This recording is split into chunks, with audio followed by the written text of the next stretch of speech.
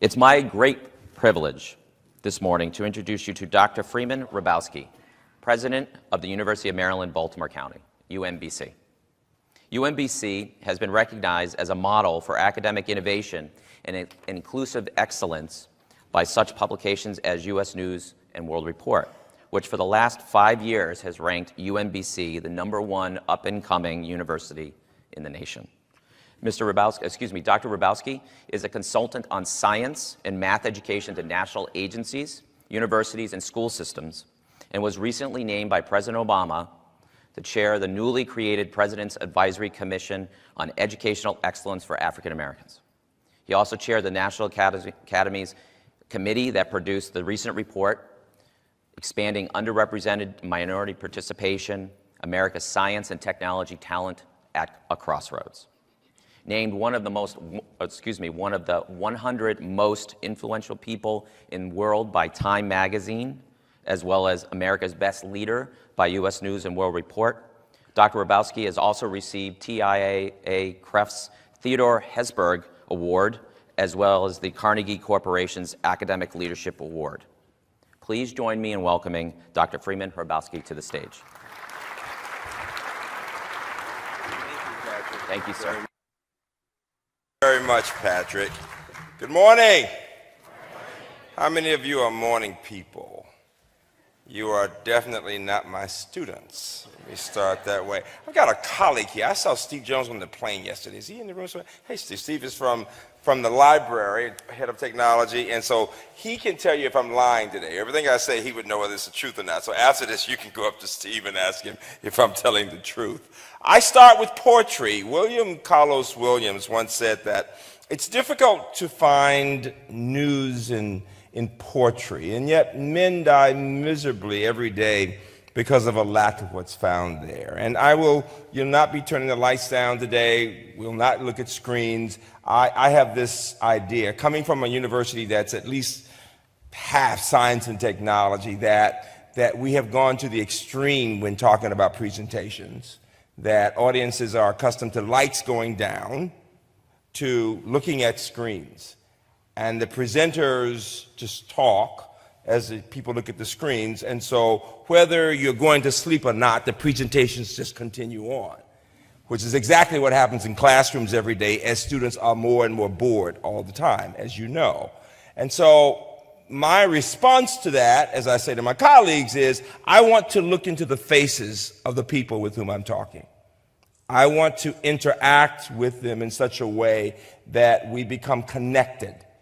And so for the next half hour or so, I want to do just that. And so I begin with poetry from the late Maya Angelou, who said, "Lift up your eyes upon this day breaking for you. Give birth again to the dream. Women, children, men, take it, this dream, into the palms of your hands. Mold it into the image of your most public self. Sculpt it into the shape of your most private need. Here on the pulse of this new day, you may have the grace to look up and out and into your sister's eyes and into your brother's face and say simply, very simply with hope, good morning." Give Maya Angelou a hand for poetry,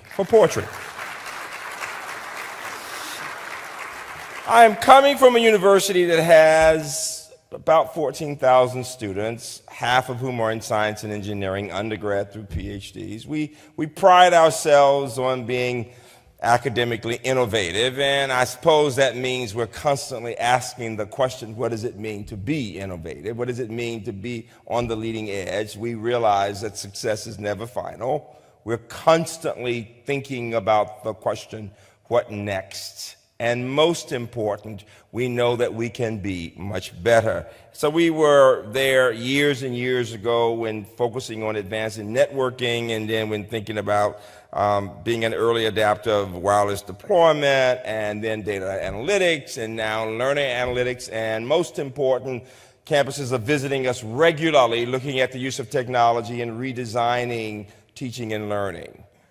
Particularly in science and engineering, where most Americans do not succeed. I am a mathematician. I get goosebumps doing math. Let me put that out there, and we'll talk about that in a few minutes. And I begin with a story. You know, UMBC is in Baltimore. I like to say that Baltimore is the Upper South. The Upper South. One day we think like people in Philadelphia. The next day we think like people in Richmond. It depends on the issue. You see, it's been that way since the Civil War. I think Steve and I laugh about the fact that he's from Kentucky. I am from Alabama, the Deep South. We know we are Southerners in Alabama. I grew up in Alabama. And we in the Deep South love stories.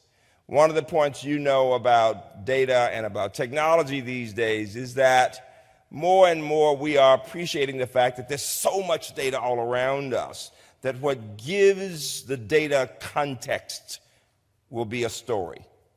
To the extent that we can put things in context, we begin to be able to appreciate how that data can be used most effectively.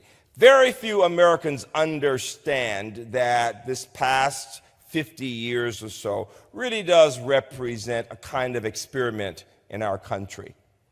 In fact, if we go back to the 40s and we look at what was happening in this nation, we would realize that only a handful of Americans were in college. And before what was called the Veterans Act in about 1944, very few people, other than men primarily, and white men of wealth, were in college.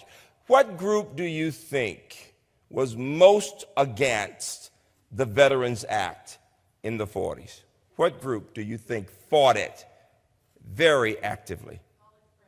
College presidents. There's a smart person there who's done the reading. That's exactly right.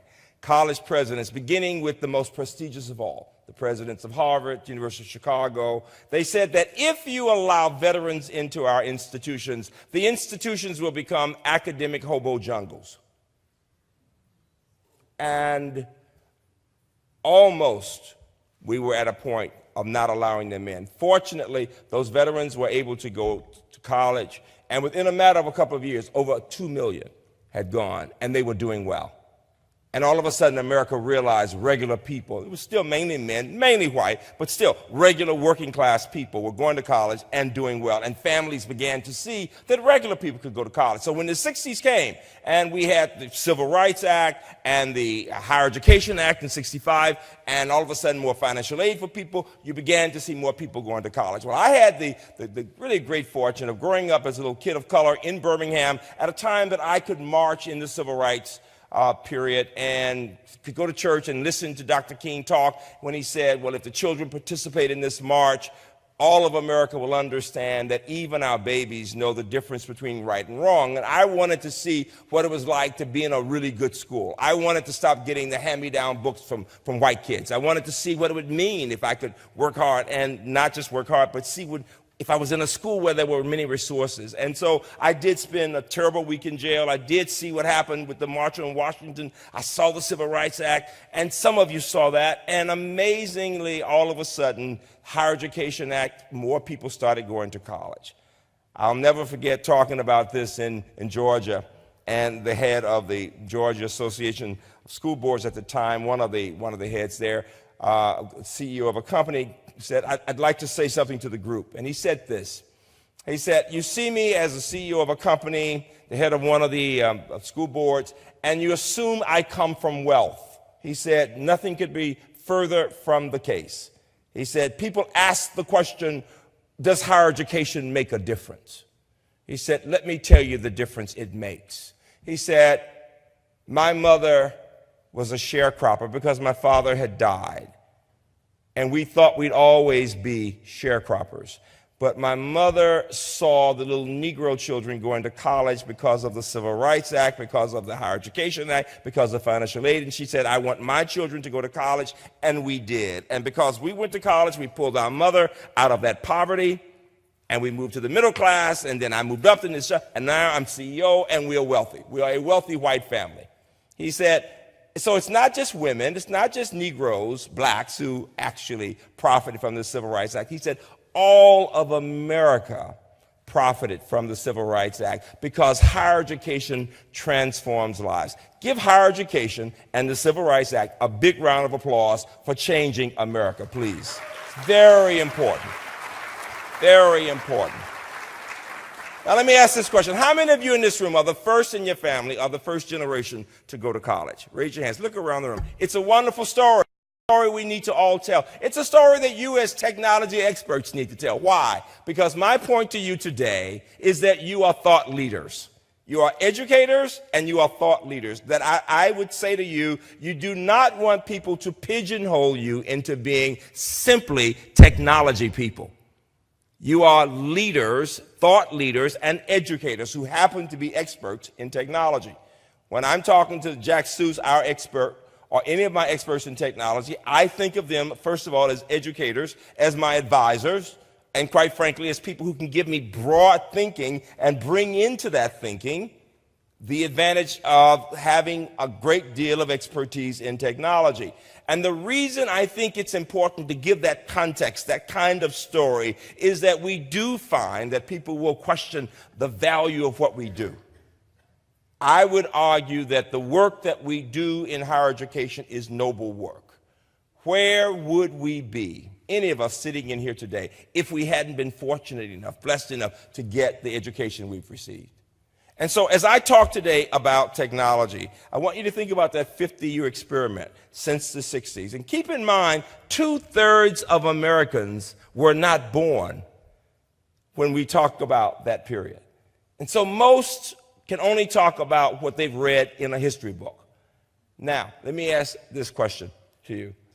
How many of you are between the ages of 35 and 70? I've got good news and bad. Which one you want first? Bad news is you're getting old. Get over it. It's okay. I'm over 60, so I can say that. The good news is, though, that if you are an American, you are the best educated in the world, with the exception of people in Norway. Anybody between 25 and 34? You see how proud they are? They putting their hands up. Yeah, I'm not. They're so proud to tell me I'm not old like them. I've got good news and bad news, young people, all right? The bad news is you're not as smart as we are, all right?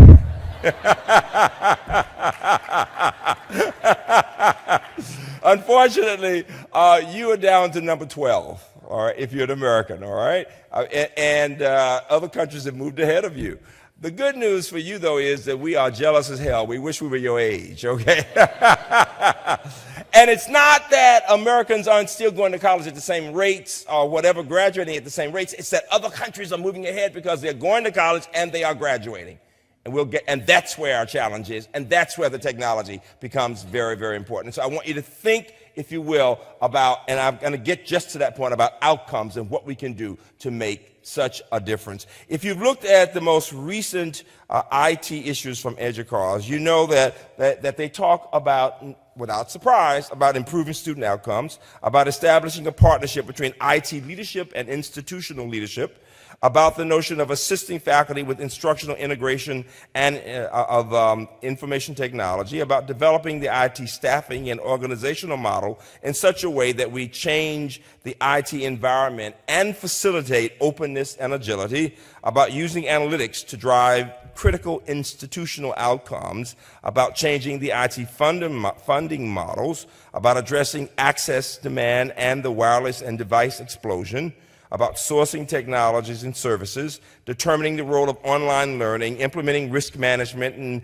information security practices, implementing and then developing an enterprise IT architecture that can respond to the changing conditions. I'll be focusing particularly on assisting faculty with IT and improving student outcomes, and on using analytics to drive critical institutional outcomes, and then on partnerships between the IT leadership and the institutional leadership. All of us are well aware that people have a certain way of thinking about IT on a campus. You know that for sure.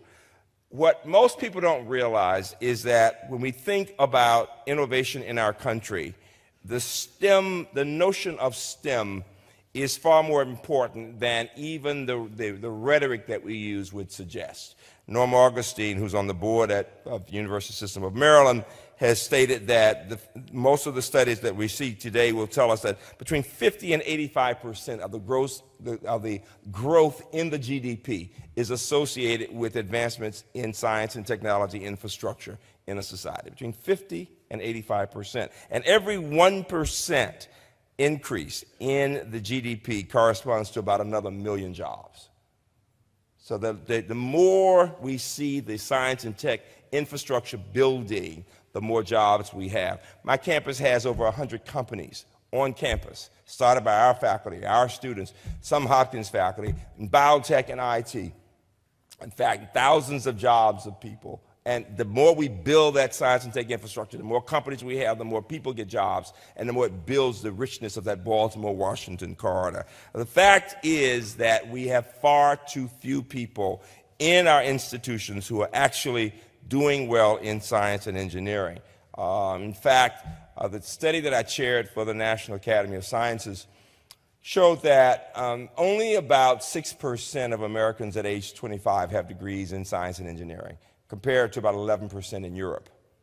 At the same time that India is in the process of creating 800 additional universities. 800 additional universities. Let me ask you a question that sounds politically incorrect. How many of you believe that there are much larger numbers of brilliant Chinese and Indian children than American children? I usually get really strange looks when I ask that question. People cringe. They said, oh, God, he didn't say that. I may be thinking it, but he didn't say it aloud. It is not a politically incorrect question. Rather, it is a mathematical question. It's a question that every educator should be aware of and should be able to address and answer. The fact is, I can posit very comfortably that there are far more, many more, much larger numbers of brilliant Chinese and Indian children than American children. Because it is a mathematical question. It is not a politically incorrect question. There are 1.3 billion Chinese in the world. 1.1 billion Indians. You put the two together, you have 2.4 billion people. The top 10% of any population would be extraordinary. And what's 10% of 2.4 billion? Don't let me leave this group saying you don't know the math now. I will be very afraid, Steve, I will be very afraid. What's 10% of 2.4 billion? 240 million, right? And how many Americans are there in total? About 320 million, right? So think about it. You've got almost as many geniuses as you have Americans. You get that point? We forget how small we are as a country in terms of population. And all you have to do is look at the computer science PhD programs from UMBC to MIT. Look at anybody's PhD program. You're going to see those two populations in the vast majority. It's about, you're talking about numbers. Now, why do I say that? The challenge we face, and it's great to get the smartest kids from wherever coming to our country. Of course it is. If you look at the Nobel laureates in America in STEM areas, a disproportionately large number had parents who came from other countries, or they came themselves from other countries. That was true throughout the 20th century. In fact, if you look at the 20th century and you look at many of the Nobel laureates, not just in the sciences but in the humanities, what you'll see is many of them grew up in New York. They went to the poor man's Harvard, City College, or Brooklyn College. Their parents didn't speak English well. Their parents were from a European country, and they went right on, and they got the Nobel Prize. Why? It was the hunger for the knowledge. It was the idea that they were in America and they had the opportunity to go as far as their effort would take them, and they did it. And so one of the secrets that we in America seem to somehow keep as a secret is that people from other countries have always, throughout the latter 19th, but especially the 20th century, have always been among the highest achieving Americans. And today, if you look at the highest achieving kids, it's not just with the spelling bee folks. It's not. It's across the board. And I think we should be inspired by that. One of the reasons UMBC is so amazing is that you get all these kids whose parents are from other countries, whether they are black, white, Asian, Hispanic, whatever they are. And those kids help my other students to push to be harder. It's amazing to me how hard you can see kids work. Now, what am I saying that's important to you? It is this idea. Believe it or not, when I tell you that you've got all these kids in other countries who are doing so well and they're high achievers, the question becomes for a small country, in terms of population, as powerful as we are, how do we have more of our students to succeed in our institutions when we know that the average graduation rate for many places is 50% or below? When we know that most students don't make it in science and engineering as well as in other areas. And the fact is this: the study that I chaired for the Academy shows that it doesn't surprise people that only 20% of underrepresented groups, blacks, Hispanics, who begin with a major in science will graduate with a bachelor's in science or engineering. But people were stunned by the statistics related to other groups. What percent of whites do you think who begin with a major in science actually graduate with an undergrad degree in science or engineering? Take a guess. 45. Anybody else? 30. Anybody else? You're not going to tell this is a risk-adverse group, by the way. You're almost as bad as the auditors. You know that, don't you? It's 32%. 32%. What percent of Asian Americans graduate? 75. Believe it or not, it's only 41%. 41%. Now, the first response from the professoriate is that it is a K through 12 problem, right? Because universities, four-year institutions blame two-year institutions blame the high schools blame middle school will blame the elementary will blame kindergarten blames the parents, and the daddy blames the mother and her family, all right? Everybody blames somebody, all right?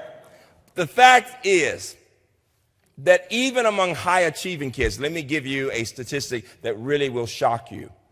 The higher the SATs, the larger the number of AP credits in STEM, AP chemistry, AP physics, AP math. The more prestigious the university, the greater the probability the student who begins in pre-med or in engineering will leave it within the first year or two.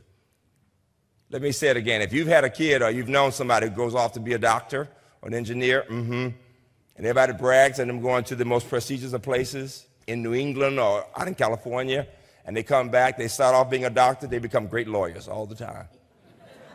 All the time. They start, one of my friends who's the president in Ohio said, Freeman's telling the truth. I started off in double E and I ended up in single E.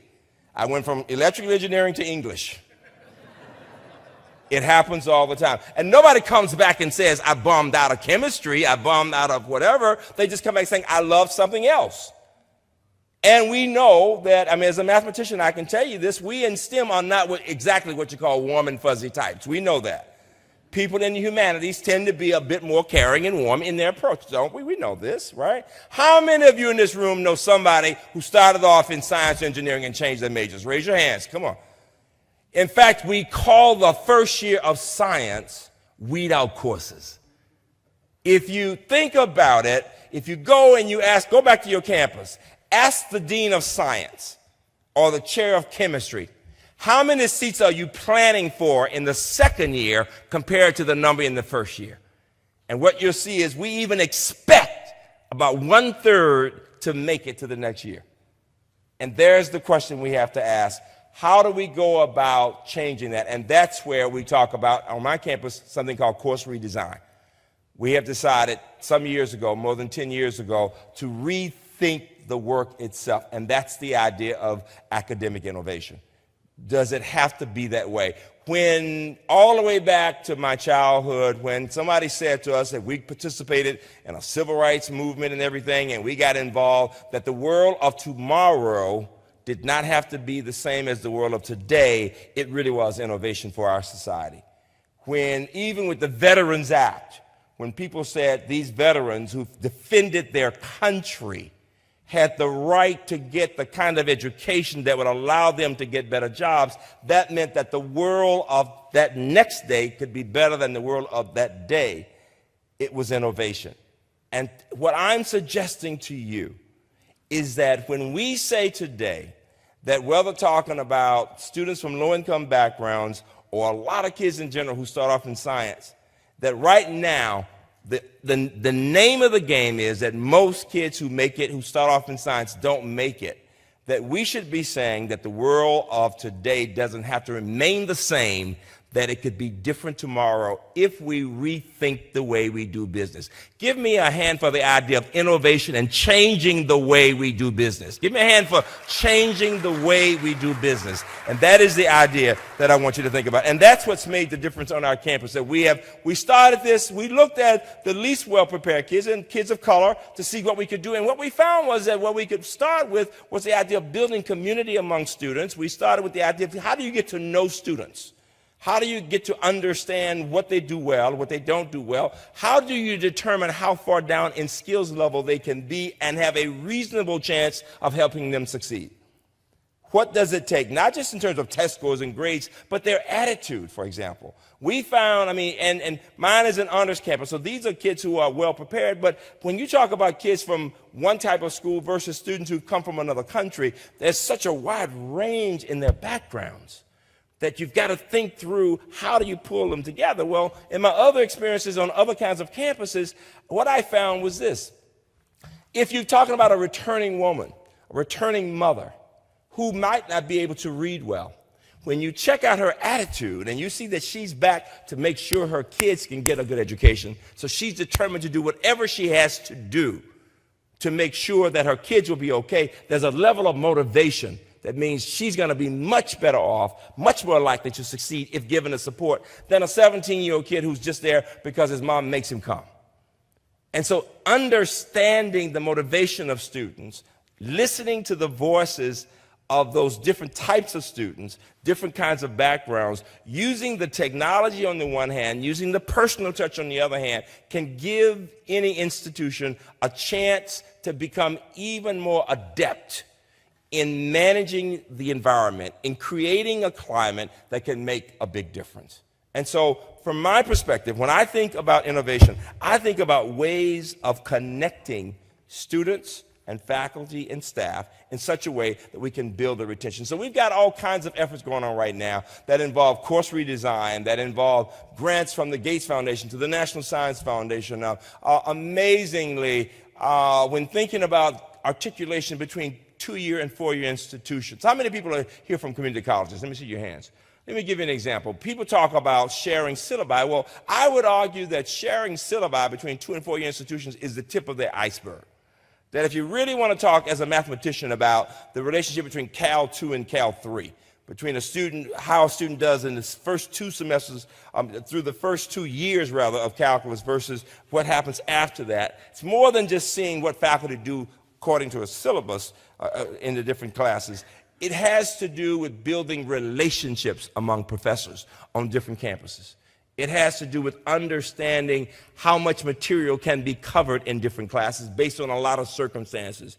It has to do with the trust that's built between the faculty members. And so the Gates grant that we have that involves a number of community colleges in our state and my university has for several years been focused on regular, ongoing meetings designed to do just that, to build the trust, to look at the tests, to understand how students are doing on one campus and then what they do when they come to the next campus, to listen to the voices of the students, of the faculty, to strategize about what else can be done to help students do even better, and in some cases even to talk about how we can change the behavior of students. For example, we found that young males of color came in and didn't want to take the advice that we were giving.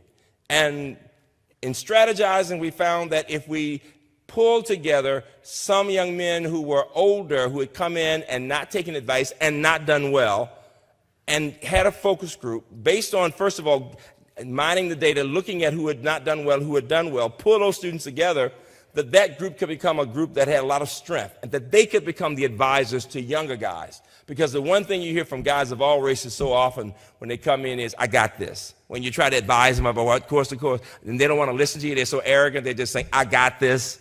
So when you got older people say, older guys to them saying, I said I got this, guess what? I didn't have this, all right? You know, and when they've got their transcripts there to say, look at what I said, I had this, I had the same grade you had when I was at the other place, this is what I got when I said I got this, and I worked this amount of time. Yeah, it's amazing how pulling together, using the data, using the technology, and then pulling the people together, you can begin to convince young people of the possibilities. And so my point is, an environment of innovation means trying different approaches, using the technology, but also building on the relationships between faculty and staff and students and among students. And a theme for us has been building community in a variety of ways, from our MyHawk program for kids of color and now young white students in there with students of color to understand issues that they face in STEM areas, to our Center for Women in IT. Did you know that there has been, in the past recent decades, a 50% decline in the percentage of women majors in computer science of all races in America?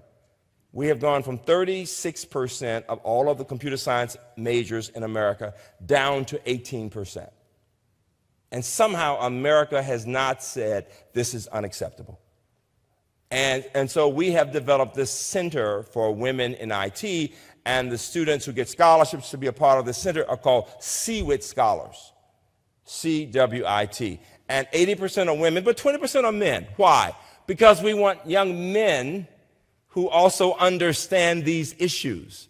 Because we're saying they are not simply women's issues, they are American issues. Just as in our minority programs, we have white students who are understanding the issues, because we want white faculty one day who understand these issues as American issues, and who are good in technology, good in science, who also are leaders beyond the technology, beyond the science. And what is amazing is when you have CWIT scholars who go out into middle schools and can be cool young women, for example, and work with young girls on games for girls, for example, and can show them what the possibilities are, it makes a big difference. And so building community, having opportunities for faculty and students to work together and staff members to be involved, getting young women involved in our DOIT, D-O-I-T, the Department of IT on our campus, having more women as support, can make getting the campus to become more sensitive to the idea that we need people of color and women represented among the staff members and the faculty in these areas can be very important. And Jack Seuss and others there got that point when he looked and saw that every staff member was a white male for the most part. So developing the sensitivity to say there's something wrong with this picture, partnering with companies, Northrop Grumman, Lockheed Martin, National Security Agency, to find funds to have more women, for example, so that we can say we wanted to look like America more so. And this is where, so have the head of my IT area, my CIO, who's the vice president, talking to me about these issues and what we need to do. And this is a sensitive part that I talk with presidents about all the time. It made a big difference when I moved Jack Seuss, our CIO, to be the vice president of IT and reporting to me, because I wanted him to be seen as my chief advisor. I wanted him to be seen as somebody over both the academic side and the administrative side. And I wanted to send the message that there was nothing any more important on the campus than technology. But not that technology was separate from everything else, but that it was infused into the very fabric of the place. So it's not that we come up with a plan and then bring in the technology person to say, how can technology help us? But rather that this expert in technology is sitting at the table from the beginning and a part of our thinking through who we are as a university, what our mission is, where we're going with this, how we go about looking at our research as we collaborate with NSA, with NASA and whatever, and how the technology fits into that. Because then it's not an afterthought, but rather integrated into exactly who we are. And that is what I mean when I talk about becoming a place that has innovation at the heart of what we do. What we've also worked to do is to look at the best places in the world, from the Hong Kong University of Science and Technology all the way over to working collaboratively with NSA, which is now on our campus, with a major research center, to working with Northrop Grumman that gives us funding for women's cyber scholars, as an example. So the idea for faculty, for staff, and students to collaborate, for getting these Gates kinds of grants to have the kind of articulation with community colleges, for the programs that involve redesigning teaching, learning in different situations, for rethinking space on our campus, quite frankly, from getting away from just talking about computer labs and more so now talking about active learning, since students bring so much technology with them, for having the kind of shared governance where faculty and staff and students working together with the, interestingly enough, with the fascinating people from the campus talking to the do-it people, to the IT people about what they view as most important as we think through how we use this space in the teaching and learning and research area. I heard Jill from Dominican University yesterday. I was talking with her about her role, and she said something that was so fascinating to me, Jill Hill. She said she wanted to know enough about each of the major areas that if the VP of that area left and she needed to step in and help with that area, she would know so much she could do just that. Which made so much sense to me that the person over IT, who is one of the major thought leaders of the campus, though, is also somebody who is asking such good questions and working so collaboratively, should be, with each of those main areas in administration, on the academic side and the student affairs side, that if there was the need for that person to help the president with those other areas, that CIO could say, I can work with them, because I know what's going on there. Not that you know everything, but enough that that person could step in. And I thought to myself, that's a brilliant way of saying it, that to the extent that you have come to know the other areas, people appreciate who you are even more. And that's the part about your job, I think, that makes the technology even better appreciated. That the technology is so pervasive that the people who are the chief experts understand all the areas. And that has everything to do with three qualities, I would say. And I'm going to bring this to a close. The first is the ability to ask good questions. I would argue that nothing is more important on our campuses as we think about teaching and learning, as we think about understanding each other, than being able to ask good questions. Rabi, the Nobel laureate, said that when he was growing up in New York, all of his friends' mothers would ask them at the end of a school day, what'd you learn in school today? And he said, but not my Jewish mother. My Jewish mother would say, Izzy, did you ask a good question today? And the practice of encouraging his curiosity, he said, made him the thinker he became. And then secondly, the ability to listen carefully.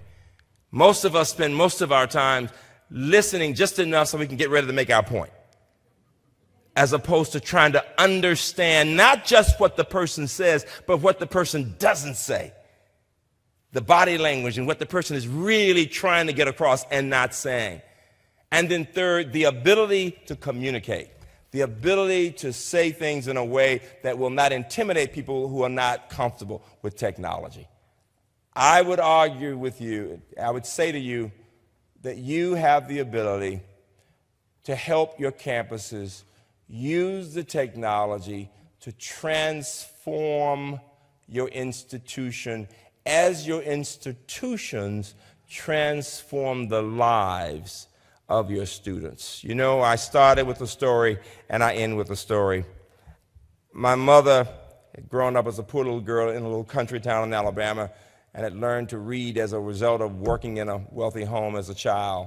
And she became an English teacher, and at the end of her life, she had developed dementia and was living with my wife and me. And one day, and she didn't even know who I was, and yet she knew I was familiar. And one day, she was looking at me, and I could tell she wanted to say something, and I said, what are you thinking? And she said, I know the end is near. You never want to hear your mother say that. I said, well, what are you thinking about? She said, well, I know it's important to me. I said, well, what is it? And she said, relationships. And I was trying to keep it together, and she said, my relationship with my God. And she looked at me, and she could tell I was not doing well. She said, hold on to your faith. You'll be okay. She knew I was close. She just didn't know I was her only child. She didn't know who I was, but she knew I was close. Then she said, my relationship with my God, then she said my relationship with my husband. He's a wonderful man. She forgot my father had died years before. Then she shocked me. She said, you know, I have a son. And all of a sudden, my grief turned to anger. I'm thinking, oh my God, she had a kid when she was a teenager and never told me about it. I'm getting pissed. I'm getting real pissed. I'm thinking like my students, TMI, too much information. If she hadn't told me this part, I don't want a brother at this point. Don't you drop this in my lap and die. And she said, he's a college president. Thank God she was talking about me, all right? But then she gave me the gift that I'll never forget, and I give it to you. She said, but you know, I now understand that teachers touch eternity through their students. Teachers touch eternity through this. Whatever I had to give, my sense of right and wrong, my lust for learning, I gave it to my children, to my students, and I will always live through them. I challenge you to watch your thoughts, they become your words. Watch your words, they become your actions. Watch your actions, they become your habits. Watch your habits, they become your character. Watch your character, it becomes your destiny, dreams, and values. Thank you all very much. Thank you.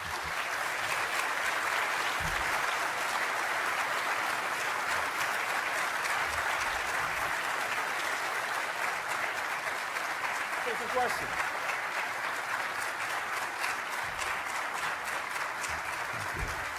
Thank you.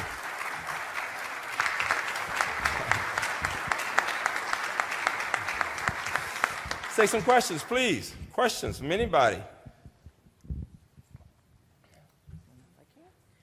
Yes. Yes. Who wrote that poem at the beginning? Maya Angelou. Maya Angelou. Yes, yes, exactly. Very much so. Yes.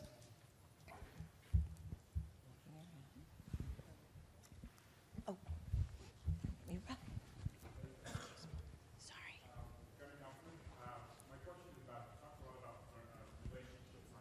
Yes. Yes, the relationships. I have found that, first of all, shared governance is really important. Whether talking about with faculty, staff, the staff senate, faculty senate, staff senate, student senate. So we have dinners with executive committees of the different groups, and where we have conversations. And I'm a strong believer in honest conversations about what's going on. I think it's really important for people to be able to say what they really think. And one of all the things, this is my 21st or 22nd year as president, and I will tell you in my 27th year on that campus, of all the things that have happened to us, and it's going really well, I think what I'm most proud of, besides students doing so well, is that this is the 5th year that the Chronicle has put us on the dean's list as a great college to work for. We're the only place in Maryland, 4-year college, I should say, in Maryland and this year, in 11 of 12 categories, we got the highest marks. Give my colleagues a hand for that. That's a big deal, it really is. You know, because if you think about it, you want to be on a campus where people want to be there. You know what I mean? Where people think people care about each other. Because if they care about each other, they'll care about the students, right? And so we have talked a lot about the values that are most important. And we say people come first. People come first. That means ourselves, faculty and staff, got to care about each other in order to care about students. If you're laying people off all the time, it's hard to talk about having a caring environment for students, quite frankly. So we've made a lot of difficult decisions so we wouldn't be laying a lot of people off, for example, during the times. And when we had furloughs, we said, well, let's think about it. Yeah, we had furloughs for the system, for the whole state, but it meant everybody kept a job. And the university system, quite frankly, was the most fortunate in the state. A lot of state agencies were laying off a lot of people. Okay, but I think honest dialogue makes a big difference, and then strong shared governance. And what that means for me is this: you want the most respected people heading the senates. You don't want, I say this to presidents all the time, I work with new presidents all the time, and I say you don't want people who are just known to be loud and we versus they types, who are constantly beating down the administration. Well, it's us versus them. Because campuses are so small, whether you got 20,000 students or 5, you know. I mean, if it's we versus them, it's just a little rocky boat. Nobody gets ahead. You know, the question is, how can we support each other to build the place for students and for each other? And that makes the difference. I'm convinced of it. Really am. Other questions? Yes. Yes, could you say a few words about how your efforts have resulted in terms of graduation rates and persistence rates in the STEM fields? Yes, that's an excellent question. We do extremely well. I mentioned to you that only, I said 20% of blacks and Hispanics, and about 37% of whites, and 47% of Asians. For all groups, you're talking between 60 and 70% graduating in STEM. Who start in STEM, graduate in STEM. Between 60 and 70% graduate in, they start in those areas, all groups, and they graduate in those areas. And what we're best known for as a predominantly white campus with students from 150 countries, is that we lead the country among predominantly white universities in sending black kids on to PhDs in science and MD PhDs. We're number one in the country, have been for the last 9 years. Give me a big hand for that. It's really And let me say what's really significant about that. And we have finally gotten a presence, a person of color, a black, a Hispanic, in our faculty. But this is mainly white faculty, quite frankly, who really care about these students, who get to know students of color and others. And now we have an advanced program. So we've moved from 12% women faculty 10 years ago to 39% women faculty. All right, so we've really made progress. But give me half of that. It's a big deal. It really is. It really is. But what I want to say, and it's very important, we are building. We've gotten a presence of faculty of color. But I have to say this. It's been, and my white women have been helping me. But I want to give my white guys a credit. They have really worked to kick butt and love kids of color on my campus. Give me a big hand for that. That's a big deal. Big deal. People always, it makes it in biochemistry and physics and these kinds of areas. And these kids are going to Harvard and Stanford and other places. It's just a first rate, but not just in science and engineering, but also in the humanities and social science. It is a very, very strong academic place. I like saying the basketball team reads well, they graduate, they get jobs. If I could just get that ball in the basket, I would really. We're working on that part. But it's partially my fault. I do not believe in bringing people in who cannot read. Give me a hand for that. All right. And the other point is that I have not gotten them a facility. Everybody pointed to that wonderful athletic facility. It's the last thing I'm doing on campus. We have had, and the state has been wonderful to us, we have had, with the new science building we're about to start, we would have had well over $750 million in construction in the past 12 years of academic facilities. Now we're getting ready to start on an athletic facility. So we have made that the last thing we're going to work on. We are a very serious, it's a place where the life of the mind is very important. Beckett is our muse. Anybody in English? We do the kind of theater that either depresses you or pisses you off. That's us. That's UMBC. It really is. Somebody else? Question? Come on, give me a question. Yes. Uh-huh. What have been the most successful aspects of the course redesign? Oh, wonderful. Successful aspects of the course redesign. Chemistry Discovery Center. If you go to UMBC, look at the CDC. It's what we call it. It's the Chemistry Discovery Center. It is an amazing effort. It's the one that's probably the oldest. It's almost 10 years old.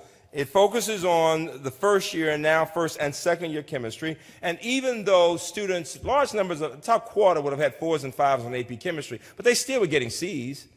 You see, and if you get a C in first year chemistry, you're not going to do well in second year chemistry. If you know it, everything is sequentially based, right? So the key is this. We don't lecture. We've gotten away from the lecture process. We put them in groups. The faculty member has a chance to watch what they do. It's completely paperless. They're working, there's a terminal right there. And what's interesting is for 4 people, and each person has a role, and they rotate roles.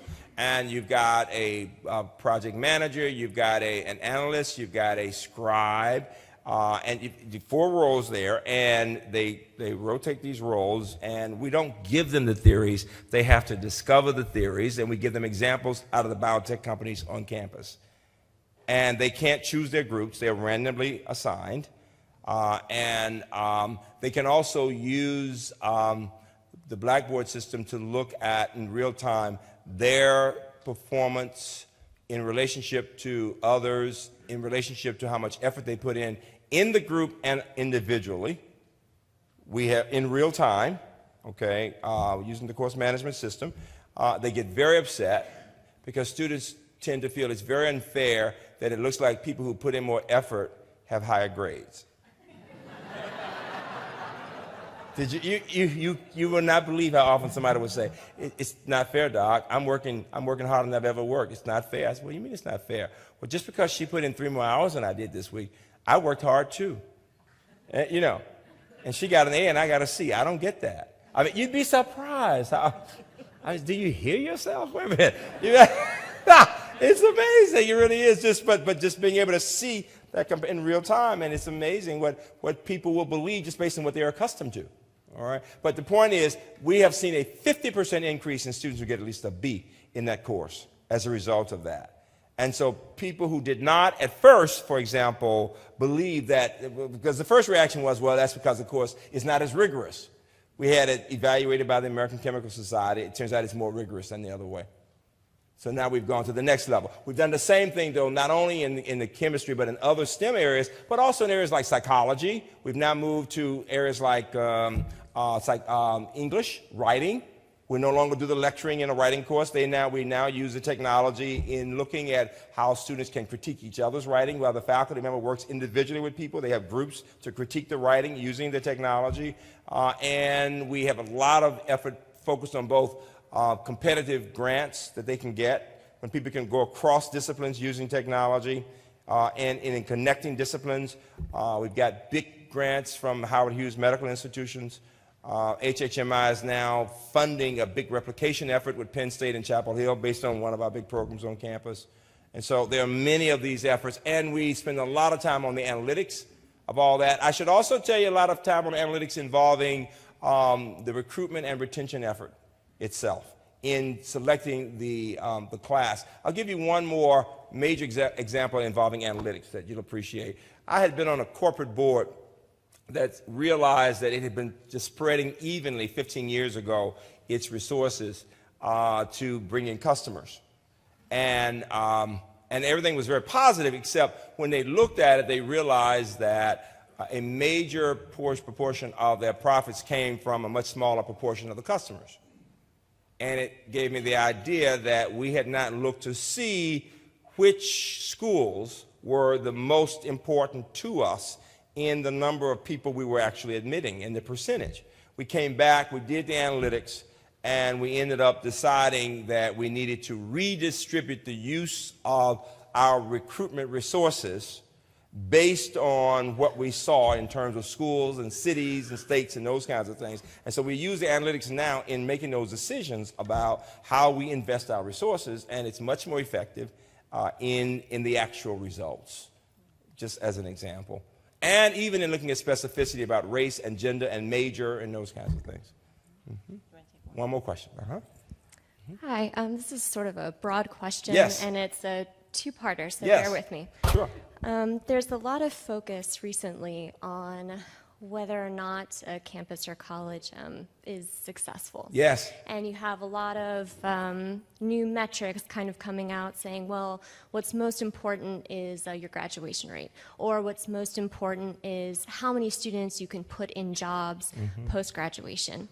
I'm wondering what you think is the measure of success Yes. of any type of institution.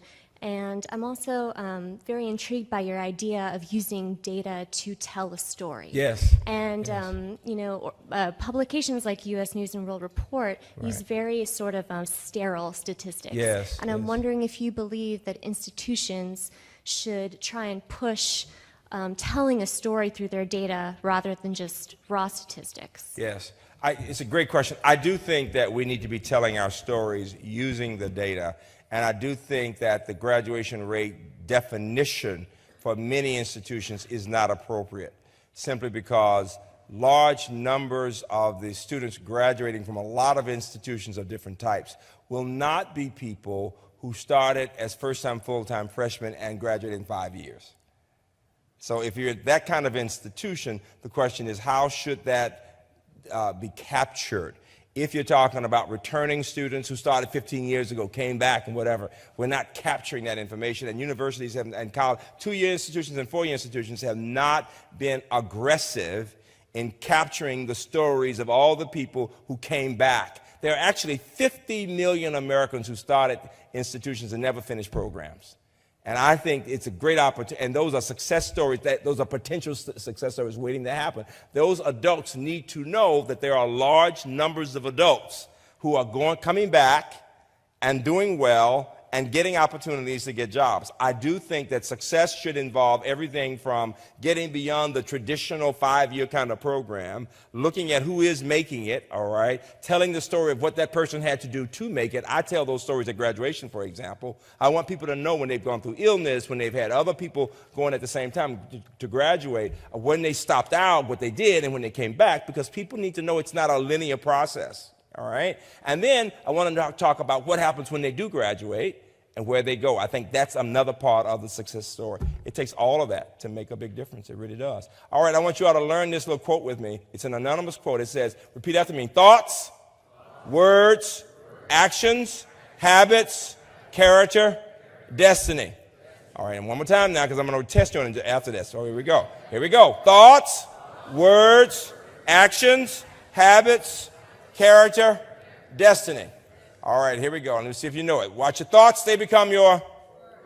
Watch your words, they become your. Watch your actions, they become your. Watch your habits, they become your.